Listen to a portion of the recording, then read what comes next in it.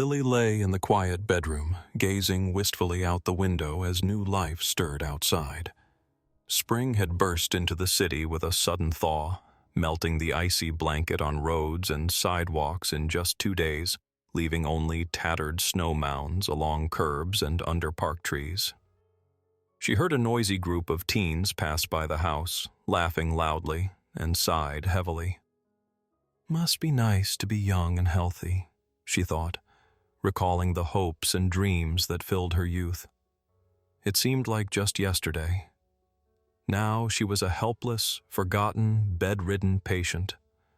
The door swung open and her husband appeared, his face beaming with unconcealed joy. "All right, Lily, let's get ready," he said enthusiastically. "For what?" she asked, surprised, looking at Victor. "What do you mean, for what? I told you. I'm taking you to Switzerland for treatment. Mountain air, organic food, top-notch doctors. I'm sure they'll get you back on your feet." Lily eyed her husband skeptically. After inheriting her father's 3-story mansion and profitable business, she barely recognized him. Once caring and reserved, Victor had become irritable, stubborn, and, to her, greedy. Instead of moving into the mansion with her, he'd turned her late father's home into a sort of boutique hotel. Located in an upscale suburban enclave, it catered exclusively to wealthy clients. What services it offered beyond short-term stays, Lily could only guess. Victor strictly forbade her from setting foot there. "Don't you think this is a bit much?" she'd once asked, reminding him she was the heir. That's when Victor exploded for the first time. "So that's how it is. When you married me, my finances didn't bother you, did they? Now that I've found a great way to make money instead of pouring cash into maintaining that mansion, you're claiming your rights?" He paced their spacious apartment living room, nervously biting his nails. "Lily, I'm doing this for our happiness. Weren't we happy before? Or in your mind, happiness is a non-stop flow of shady money?" After that fight, Victor withdrew, became tight-lipped, always citing work, and was rarely home. When Lily called to ask where he was, he snapped, "Lily, why do you always call when I can't talk?" He was either driving, meeting clients, or something else. Lily, used to their marriage having no secrets, began suspecting infidelity. The maid, Mary, who'd once been Lily's nanny, entered with a warm jacket, hat, and leggings. "Aunt Mary, why all the heavy clothes? It's spring outside." For healthy, active folks, it's spring. For you, Lily Ann, it's still chilly, Mary replied tenderly. Lily obediently shifted as Mary dressed her. Then, with Victor, they transferred her to a wheelchair and rolled her to the car. The entire drive to the airport, Victor didn't stop talking. He raved about how great the Alps would be, how she'd recover, and how soon she'd return home healthy and happy.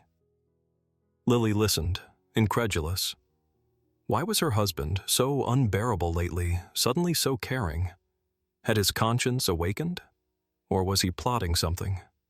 They'd been driving too long, and the road grew bumpy. Lily glanced out the window and froze in fear.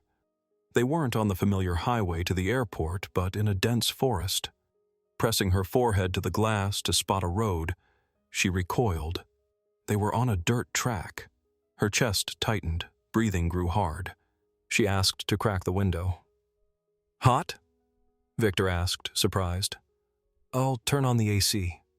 "No, don't," she declined, recalling how the climate control chilled her weak legs.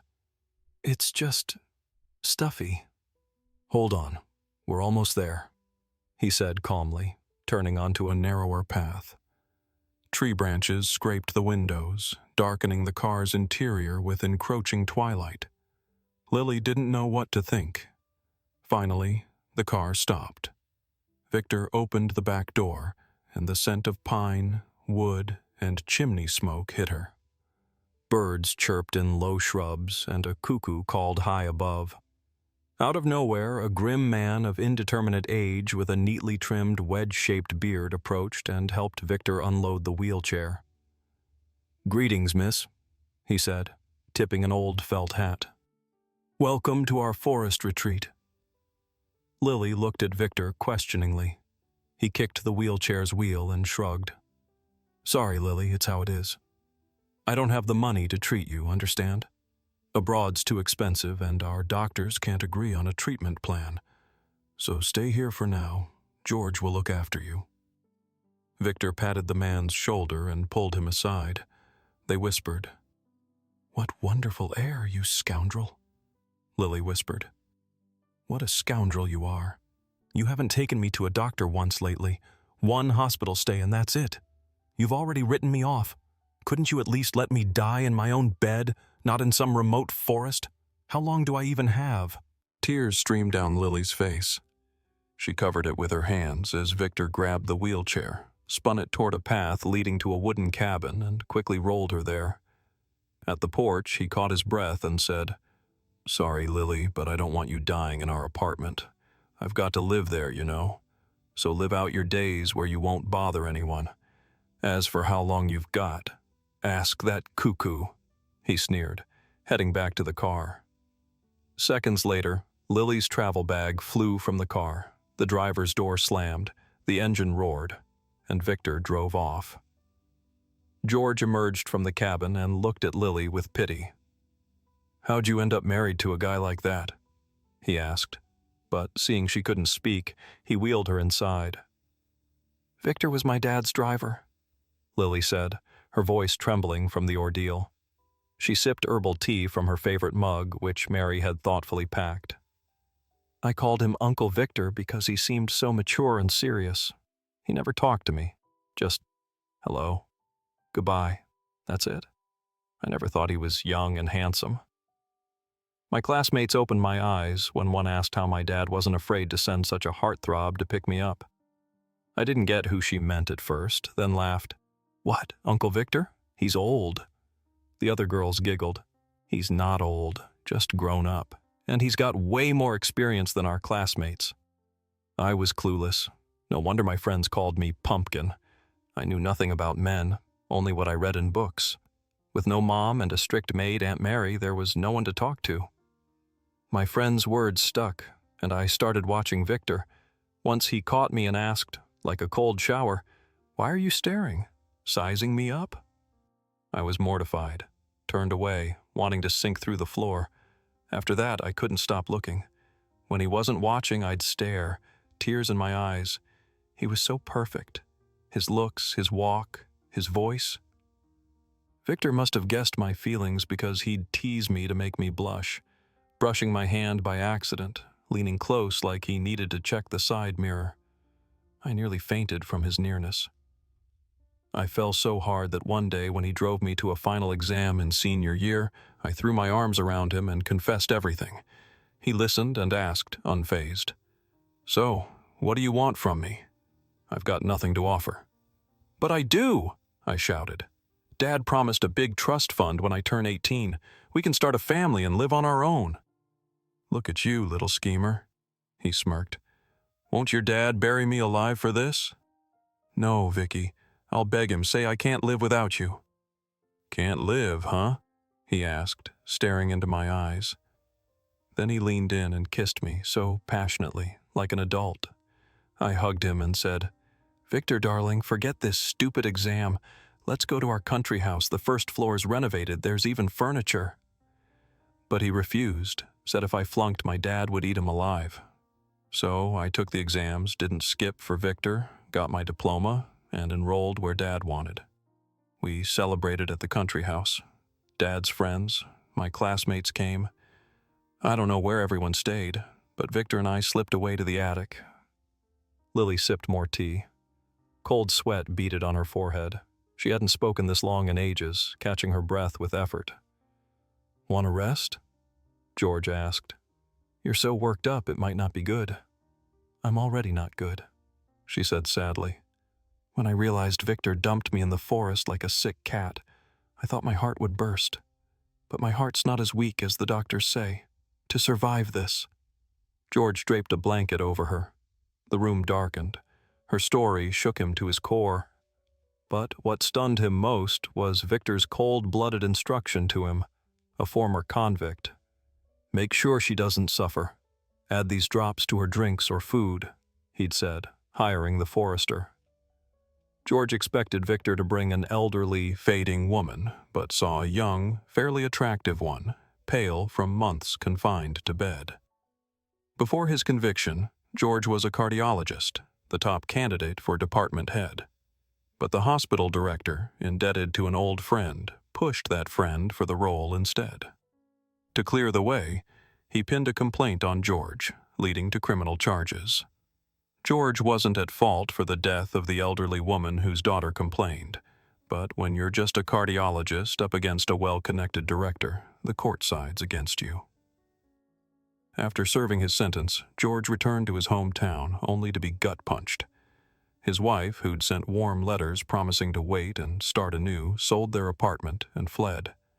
With no other home, he drifted, homeless. Then a forester job opened at a remote outpost, too far for locals, with rough roads and no access during mud season. George took it, gaining a roof and a steady paycheck. When Victor offered to pay him to care for the dying and cover expenses, he agreed. Why not earn extra? But the story reeked of crime. Stepping outside, George sat on the wooden porch and pulled out the vial Victor left. Uncorking it, he sniffed. A mix of drugs to stimulate heart activity designed to speed up the pulse, but Lily's heart rate was already high. Why this? He thought. Then he slapped his forehead. God, why'd I assume it was painkiller? This shady guy wants her dead fast. Who knows what else is mixed in? He gripped the vial. Well, Victor, you picked the wrong guy, he muttered, tossing it into the trash. The next morning, Lily woke in tears. She'd dreamed of childhood, youth, and her dad, who hoped she'd become an economist and join his business. Instead, after the country house party, she got pregnant. At first, she didn't understand, thinking she was sick. When she told a school friend, the girl gasped. You should have seen her dad's face when she told him she was expecting. Asked if she'd keep the baby, she cried, How should I know? Turns out I don't decide anything in this life. She came home, puffy from tears, and went to her dad's study. Seeing his beloved daughter like that, he rushed to her. Lily, what's wrong? Did someone hurt you? Tell me who. No, she sobbed. But if you promise not to kill anyone, I'll tell you. Her dad flushed, frowning. I wasn't planning on prison, but if someone hurt you... No, Dad, I said no one hurt me. And Lily told him everything. Her confession nearly made him jump, but he held it together. Then he said, Here's the deal. In a month, you're marrying him. Dad, he wasn't going to marry me. I said marry, he snapped, adding, and he better make you happy. When she and Victor wed, her dad moved to the country house permanently, leaving the young couple in the big apartment with high ceilings and huge panoramic windows. Mary stayed on as their maid and housekeeper. After her freshman year, Lily took a 6-month academic leave. 2 months from motherhood, she was full of warm hopes. But one night, she woke to excruciating abdominal pain, like a massive iron ball pressing down. An ambulance arrived in half an hour, rushing her to a perinatal center. She screamed in agony en route, then blacked out. Waking, she realized her abdomen was empty. No iron ball, no tiny person she'd seen on ultrasound. The doctor entering her room said she needed bed rest. When Lily asked, Where's my baby? The reply was curt. He didn't survive. Lily was stunned. What did "didn't survive" mean? How could someone speak so coldly about the death of a baby who'd lived with her for nearly 7 months? Lily turned at a sound. George entered. Morning, he greeted. How are you feeling? Crying again? Yeah. Dreamed about my old life. She sniffled. Our wedding, my preterm labor, like someone above didn't bless our marriage. He brought her breakfast. "Did you add my drops?" she asked. George hesitated. Tell her his suspicions or not. He decided against it for now. "Yeah, in the tea. Drink up, get better. Look at that spring outside." "Get better?" she echoed. "Didn't I come here to die?" "I see no reason your life should end. And by the way, I'm a doctor." "Really?" Lily propped herself up on high pillows. "So Victor didn't lie about me being under a doctor's care?" "You're Victor." George smirked, muttering, "He didn't know I'm a doctor. Otherwise, he probably wouldn't have risked it. They introduced me as a reclusive ex-con." "You were in prison?" Lily gasped, staring at him. "Yeah, to keep me from blocking a colleague's promotion, though I wouldn't have if they'd asked." George briefly shared his story. Lily shook her head. "You needed a good lawyer. You can't just... Ugh, if I could get back on my feet, I'd take you to our family attorney. He's honest, upright, and would have gotten you reinstated." George smiled, shaking his head. "Not everyone can afford a lawyer." Then, after a pause, he asked, "Lily, did you sign a prenup before the wedding?" She raised her eyebrows. "Of course. How else? Dad said no prenup, no wedding." "Do you remember its terms? Who inherits your estate if you die?" Lily's eyes widened in horror, as if she'd seen a snake. "You think Victor planned this?" She clutched her chest, her heart pounding, a vein throbbing in her neck. Her face turned ashen. George brought real sedative drops. She gulped them and grabbed his hand. "My God, could he have driven my dad to his grave too? He wasn't old." "See, Lily, you've got plenty of reasons to recover and sort this out." She reclined, color slowly returning to her face. "Yes, you're right. I can't die pointlessly and let that scoundrel take everything Dad worked for," she said firmly. "But can you negotiate with death?" "I don't know, Lily, but we'll try," George promised. After breakfast, he pulled a worn smartphone from his pocket. "Here, your husband gave me this to call him when it's over."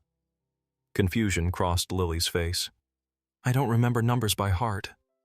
Where's my phone?" "Dunno. Wait, hand me my jacket." Lily rifled through its many pockets, hoping Victor left her a way to communicate. They were empty, but then she felt a tiny chip. Pulling it out, she saw it was a SIM card. What luck. Aunt Mary must have slipped it in without Victor knowing. She's amazing. George swapped the SIM into his phone and handed it to Lily. She scrolled her contacts, decisively hit call. After several long rings, a robot said the device was out of network range. Lily handed the phone back, crestfallen. George scrolled again. "What about Aunt Mary, maid?" Mary answered almost instantly. "Hello? Aunt Mary," Lily whispered. "Oh, Lily Ann, I'm so glad you found the card. I thought I'd never hear from you again. Things here are crazy, just crazy." Mary sniffled, then said in a choked voice, "Victor brought his family to the apartment." "Who?" Lily gasped. "What family?" "A big one. Turns out he had dual citizenship. With the first, he's married with 3 kids. Brought them from the station last night. His wife's bossy. She's got me running like a dog." "All right, dear, I gotta go. Call me. I've got no money for roaming." "Mary, what roaming? I'm not abroad!" Lily shouted, but Mary had hung up. From Lily's pale face, George knew she'd learned shocking news, but to his surprise, she said calmly, "So that's it. He was already married and dragged his family here. All he needs is my death, and he owns all the property and business." She paused, then exhaled. "Not a chance," and dialed her lawyer. "James Alexander, finally! You won't believe the mess I'm in. Please help." She told him Victor's scheme, asked George how to find his cabin, and hung up, beaming. "That's it. Uncle James will handle them. No escaping now." Her cheeks flushed, Eyes sparkled with excitement, and George couldn't help but stare. Then he took her wrist. "What are you doing?" she asked. "Checking your pulse. It's normal. I'm sure it's because you haven't had those drops for 2 days. I tossed the vial yesterday, but I'll retrieve it. It's key evidence." Lily rarely went outside, as her rapid heartbeat left her breathless, hence the wheelchair. But now her pulse was steady. No weakness, dizziness, or fear of death, which had plagued her lately. She paced the room. Her heart stayed even. She pulled a tracksuit and sneakers from her bag, changed, and stepped outside. "George!" she called. He was carrying firewood from the shed and nearly dropped a log, seeing her standing. "Is that you? Sorry, didn't recognize you," he said, flustered. "Good, means I'll be rich." Lily grinned, stretching deeply. "God, it's amazing here." She heard a cuckoo overhead. "You wise bird, tell me, how long have I got?" The cuckoo fell silent, then began calling. Lily counted on her fingers, soon losing track. Then James arrived, and the cuckoo kept calling, non-stop. Weeks later, Victor, not hearing from George, drove to the outpost. He parked near the path and walked to the cabin. Suddenly, branches rustled nervously. He froze, pressing against a tree, but it was just wind-blown debris. Right in front of him, a plastic bag dangled, holding the vial he'd given George. Victor was convicted on multiple charges: bigamy, attempted murder, and passport violations. His family was deported. Lily sold the apartment. Too many painful memories. Her dad's mansion was plenty for a happy family life with George. Most importantly, she followed her husband's advice, who opened a new cardiology center in their city with a maternity wing.